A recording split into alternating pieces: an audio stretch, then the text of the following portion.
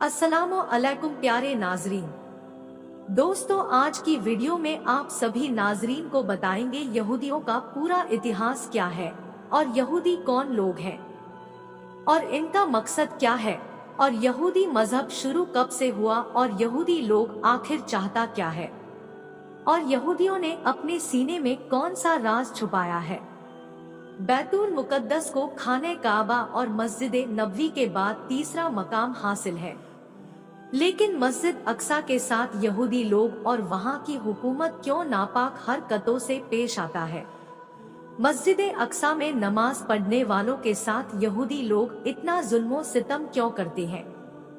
यहूदियों के मुताबिक बैतुल मुकद्दस वो जगह है जहां पैगंबर सुलेमान अलैहिस्सलाम ने बहुत बड़ी इबादत गाह बनाई थी, जिसको टेम्पल ऑफ सोलोमन के नाम से भी जाना जाता है। ये लोग कौन सी पुरानी निशानियां को ढूंढते रहते हैं, इन सब सवालों का जवाब आज आपको इसी वीडियो में देंगे इंशाअल्लाह। आप नाजरीन से गुजारिश है कि इस वीडियो को आखिर तक जरूर देखें। आज हम यहूदियों की जंग के बारे में बात इसलिए कर रहे हैं क्योंकि एक बार फिर से यही हालात इजराइल और फिलिस्तीन के बीच बने हैं।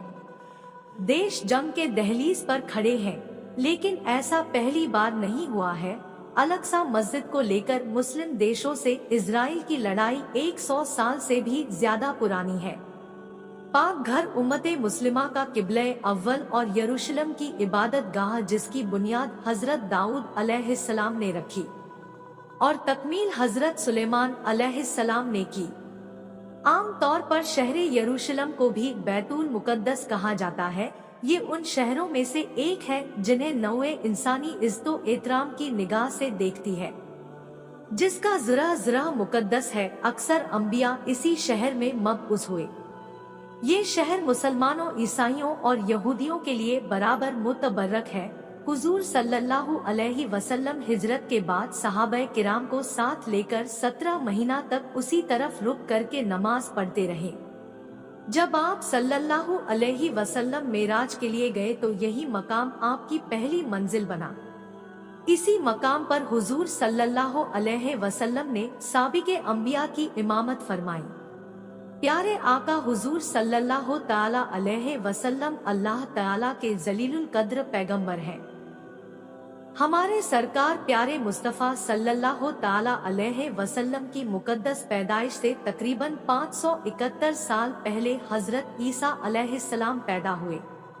जब आपने अपने पैगंबर होने का ऐलान हक किया और दीने इस्लाम की तबलीग शुरू की तो यहूदियों ने आपसे सख्त दुश्मनी करना शुरू कर दिया।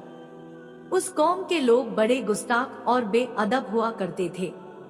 हजरत ईसा अलैहिस्सलाम से पहले हजरत मूसा अलैहिस्सलाम जिस कौम की हिदायत के लिए भेजे गए थे, उस कौम का नाम यहूद और बनी इसराइल है।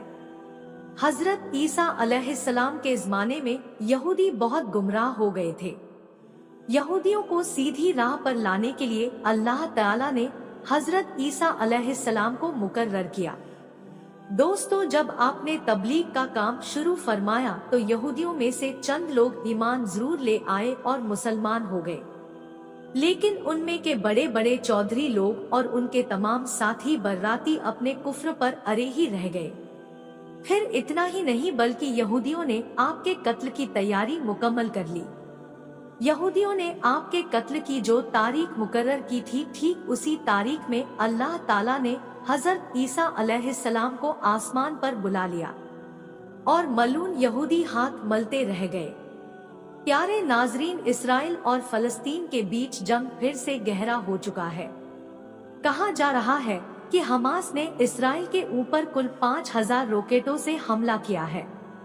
इस घटना के बाद इसराइल ने on record state of alert की इजाजत दी है। इस हमले में इसराइल के कई इलाकाई बाशिंदों की मौत हो चुकी है और कई सारे लोग जख्मी भी हैं। गौर करने वाली बात यह है कि हमास के इस हमले के पीछे कुछ पॉलिटिकल एंगल भी छिपा है।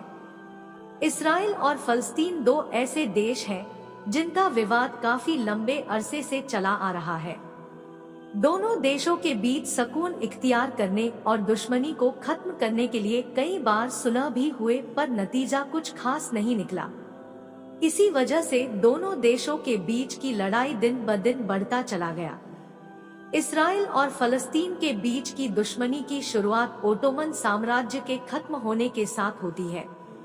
इस दौरान पूरे यूरोप में राष्ट्रवाद का गहरा असर देखा जा रहा था, यहाँ तक कि कई देश टुकड़ों टुकड़ों में बटे थे। राष्ट्रवाद की लहर इन्हें एक कर रही थी। इटली और जर्मनी जैसे देश राष्ट्रवाद के नाम पर एक हो रहे थे। इसका असर यहूदियों के बीच भी देखने को मिला। मजहब का असर यहूदी लोगों के बीच भी जगी। उन्होंने फलस्तीन पर कब्जा करने के लिए फिर से कोशिश करने लगा। यहीं से लड़ाई की शुरुआत होती है। 19वीं शताब्दी में यहूदियों की यह पाक जगह फलस्तीन के नाम से जानी जाती थी। दोस्तों, दरअसल यहूदी एक ऐसी बुरी कौम रही है जिन्होंने हजारों साल अपनी जिंदगी खुदा की नाफरमानी में गुजारी है। हजरत याकूब अलैहिस्सलाम के ज़माने से बनी इसराइल नामी एक कौम की शुरुआत हुई और इस यहूदी कौम की हमेशा से ही झगड़ा फसाद करने की आदत रही है और अल्लाह ताला ने बहुत बार लानत की है और बनी इसराइल के पूरी कहानी अल्लाह ने कुरान पाक में बताया है। इसके बाद इस कौम को हुकूमत के ओहदे से हटा दिया गया और फिर उसकी जगह हुकूमत का पद मुसलमानों के जिम्मे दे दिया।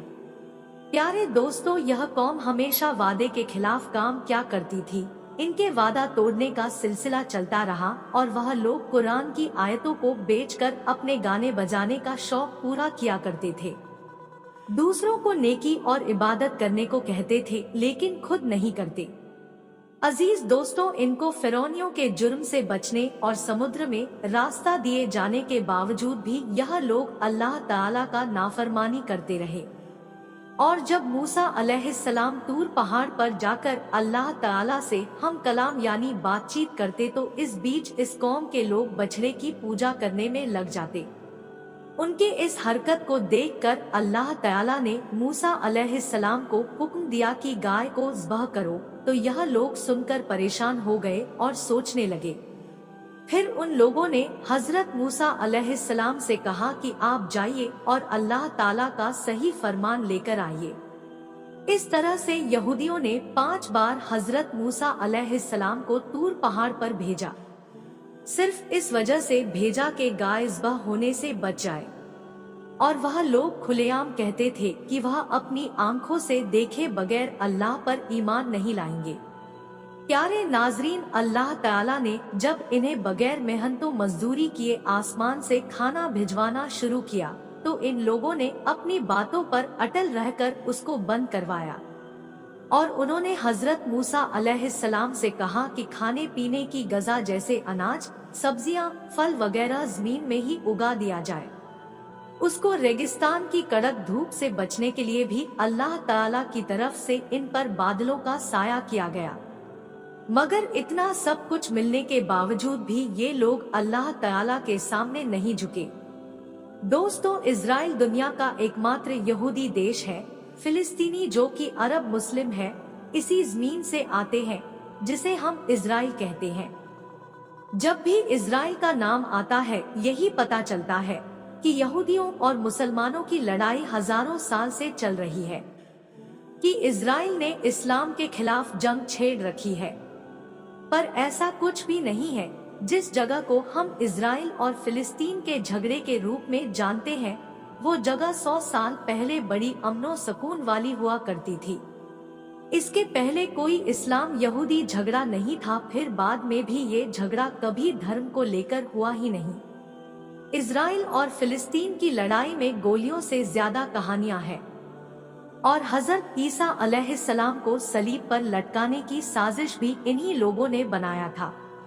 यह लोग इतने जालिम और अल्लाह ताला का नाफरमान लोग थे कि कहते थे कि नबी सिर्फ बनी इजराइल के लोगों में से ही हो सकता है। इसलिए वह बनी इस्माइल के पैगंबर हजरत मोहम्मद मुस्तफ़ा सल्लल्लाहु ताला अलैहि वसल्लम पर ईमान नहीं लाए और हजरत जिब्रील अलैहिस्सलाम को एक नंबर का दुश्मन मानते थे, क्योंकि हजरत जिब्राइल अलैहिस्सलाम वही के जरिए इन लोगों की मंसूबों की खबर अल्लाह ताला के नबियों को दे देते थे। और यहूदी यहाँ तक कहते थे कि हजरत जिब्राइल अलैहिस्सलाम ने नबूवत के लिए किसी गलत इंसान को मुंतखब किया है। अल्लाह ताला कौमे मुस्लिम के माँ और बहनों की इज्जतो आबरू की हिफाजत फरमा, आमीन।